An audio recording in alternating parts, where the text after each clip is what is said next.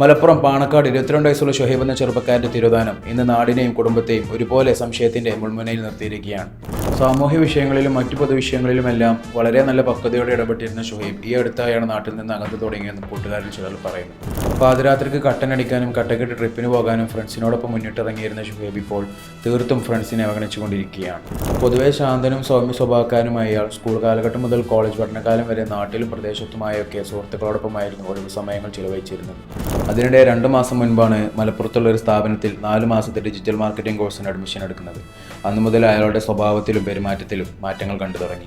Class ആരംഭിച്ചതിൻ്റെ ആദ്യ നാളുകളിൽ തന്നെ എല്ലാ ദിവസവും മോർണിംഗ് ബാച്ച് അറ്റൻഡ് ചെയ്യുന്ന ഈ ചെറുപ്പക്കാരൻ ക്ലാസ്സിന് ശേഷമുള്ള സമയങ്ങളിൽ ഫ്രീലാൻസായി മറ്റു പല കമ്പനികൾക്ക് വേണ്ടി ഡിജിറ്റൽ മാർക്കറ്ററായി ജോലി ചെയ്യുന്നുവെന്നും അതിൽ നിന്ന് വരുമാനം കണ്ടെത്തുമെന്നുമാണ് അറിയാൻ സാധിച്ചത്.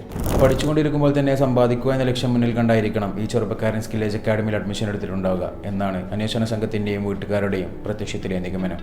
ഇതേ കഥ ആവർത്തിക്കാനൊരുങ്ങുന്ന മറ്റു പല നാടുകളെയും ചെറുപ്പക്കാർ ഇതേ സ്ഥാപനത്തിലുള്ളതായാണ് അന്വേഷണ സംഘത്തിന് ഇതുവരെ ലഭിച്ച വിവരം. വൈബടിച്ചും ചില്ലടിച്ചും ട്രിപ്പടിച്ചും മാത്രം നടന്നിരുന്ന ന്യൂജൻ പിള്ളേരെ മുഴുവൻ ഒരു ജോലി, വരുമാനം, ബിസിനസ് എന്നിങ്ങനെ മാരകമായ ലഹരിക്ക് അടിമകളാക്കിയ ഈ സ്ഥാപനത്തിനെതിരെ നിയമ നടപടി ഒരുങ്ങുമ്പോഴും ഓരോ ബാച്ചിലും നിരവധി പിള്ളേരാണ് അവിടെ പഠിച്ചുകൊണ്ടിരിക്കുന്നത്.